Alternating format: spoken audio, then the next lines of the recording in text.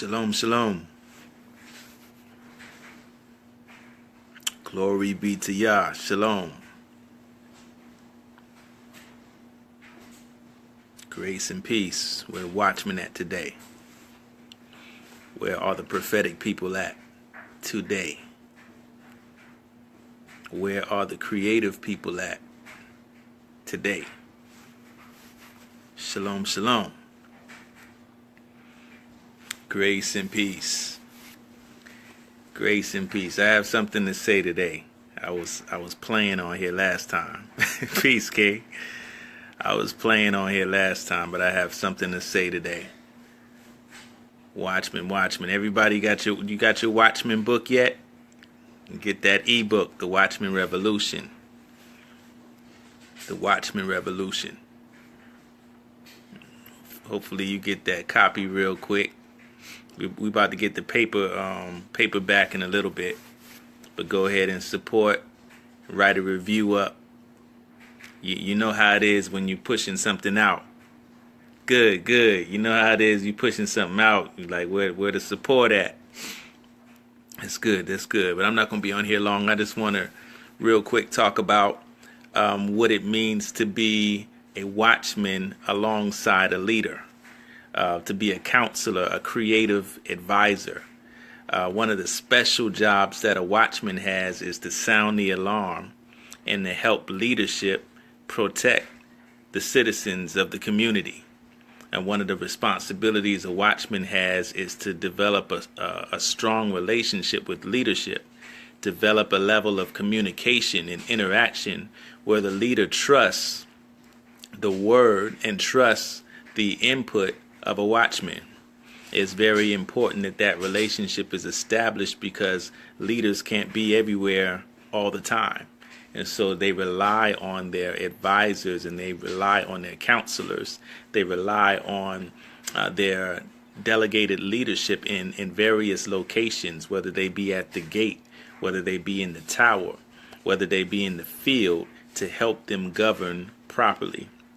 So I want to encourage you prophetic people to make sure your relationship with your leaders are strong. It could be church leadership, it could be governmental leaders, it could be business leaders, but make sure that your connection is tight. Make sure it's strong, because it's imperative that leaders have eyes and ears in different places to help them lead.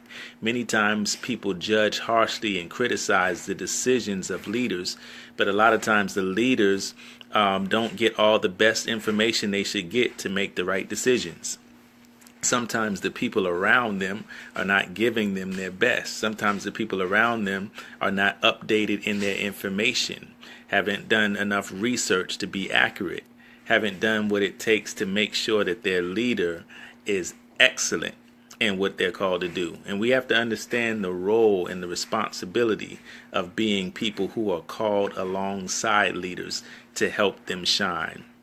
It's not about exalting another man above measure, but it's about knowing what our assignment is, and that our calling is to make sure that those who we are delegated to and those who we are assigned to, that they excel, that they shine, that they make great decisions, that they go beyond where they are, go beyond their limitations. And sometimes that requires having a good cabinet.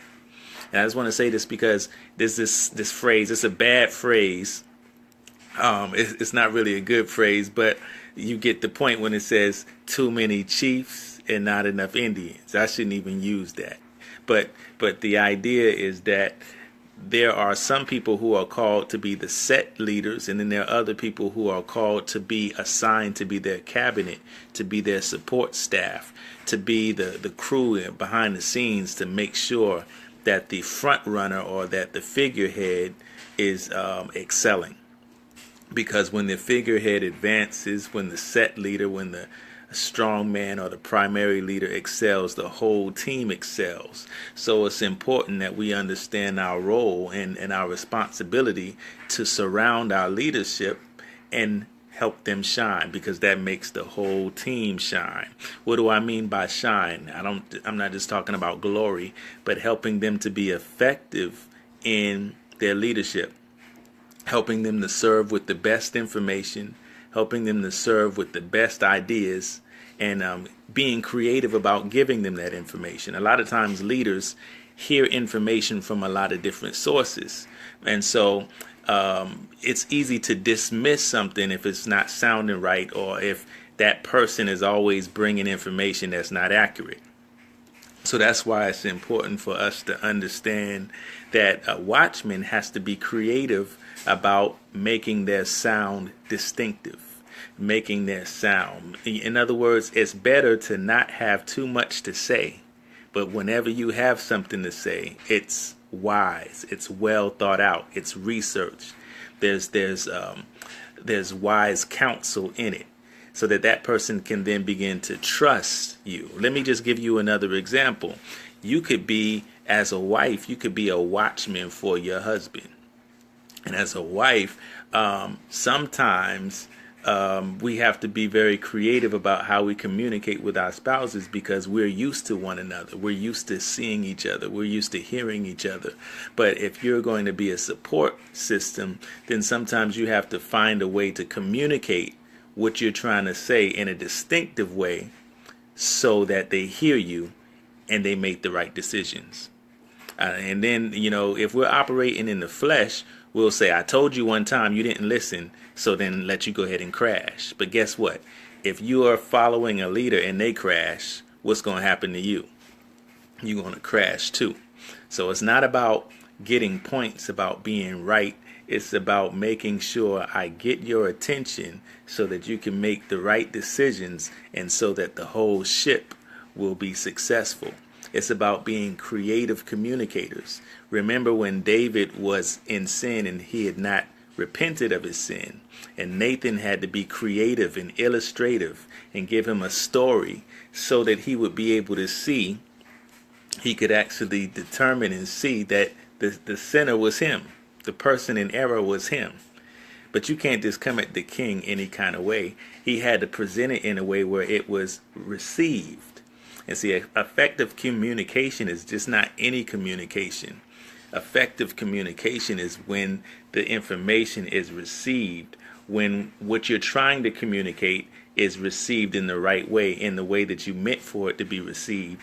And now that person, it's up to them to make the right decisions.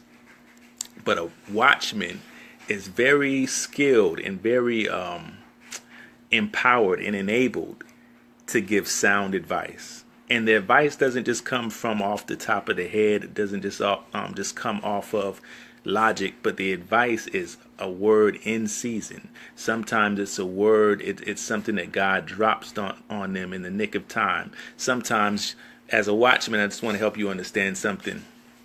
When you are a watchman, God uses your whole world to give you inspiration and insight into something he wants to show you. It could be in a movie. It could be you just happen to turn on the TV and the news is on and he gives you critical information about something. It could just so happen that you're in the library and you find this book and there's information that you wouldn't have received anywhere else. So it's not that you come up with the best ideas all the time, but he puts you in places where you receive what you need. You get the resources, you get the jewels. The scripture says that the glory of God is to conceal a thing, but the glory of kings is to search it out. And he will give you that kingly glory where you'll be able to search out the things that's needed so that you can give it to the king, so that you can give it to the leaders, so that they could be on the cutting edge of leadership. One of the last things you want to see is your leader being behind the times and your leader basically being all the way out of the loop. You want your leader to be advancing and excelling on the cutting edge. So in order to do that, you have to go before. And I know we say we follow the leader, but a watchman needs to go in front of the leader so that they could actually see what's going on in the spirit to warn of danger. And then when they sound the alarm, then the leader can give the command about how the army is going to move, or how the nation is going to move, how the business, how the organization is going to move. So if you just wait for the leader to get there first all the time, then you're not being of assistance. You're not being a guard. You're not being a protector. You're not being a preservationist. So now when I say get ahead of the leader, I'm not talking about in decision making, but I'm talking about seeing. I'm talking about in positioning. I'm talking about where you believe, or where the leader has said, this is where I want to go. Then the watchman goes out before the leader, goes beyond, does the research, pulls the goes in the libraries, goes and gets the scrolls, gets the ancient teachings, and then they can actually bring out those things. So my point is, there is a special relationship between the watchman and the king. There's a special relationship between the prophetic counselor and the leader. There's a special function that works together. Scripture talks about, and you see all in the New Covenant, the connection between the apostles and prophets working together as a foundation. You see all in Scripture where you see the kings being advised by the counselors, the wise counselors, or being advised by the prophets. So it's very important for prophetic people to build relationships with your apostles, build relationships with your pastors, with your senior leaders, build relationships with your CEO, with your supervisors, with your managers. And when you build those relationships, let them not be someone just feeding into you and always giving you everything you need. But watchmen has to be mature enough to be self-sufficient, and to where they are giving more than they need. A watchman needs to be someone who can go and encourage themselves, so that their leader doesn't have to stop what they're doing to give them encouragement, but that they would bring encouragement to their leader. And not only would they bring encouragement to their leader, they would bring strength and add value to their leader. They bring creativity and bring skills to their leader. They bring resources to their leader, and they bring options to the leader. You know, there's some people that are surrounded around leaders, but the only thing they do is bring complaints and problems. They want to sit at the table and act like they're leaders, but they just want to bring up problems, but don't bring up solutions. But a watchman is someone who has not just one solution, but says, we could go this route and we can handle it this way, or here's another option, we could go this way. Both ways will lead to success. It's just whichever way you want to go with it. We want to give our leaders options that they can choose, considerable pathways to success. And if you embrace that mindset, and if you embrace that, then the Lord will begin to start giving you strategies for success to help partner with your leaders. And that's something that is necessary. That's the worst thing you could be, is someone that is around a leader that just drains the life out of them, that just drains just drains them. All of the energy is bent towards making sure you're okay. A leader wants to be able to safely trust in their followers, to where I don't have to worry about you. Let me leave the 99 and go after the one that's most needed. But he would rather it just be one than the needy be the 99.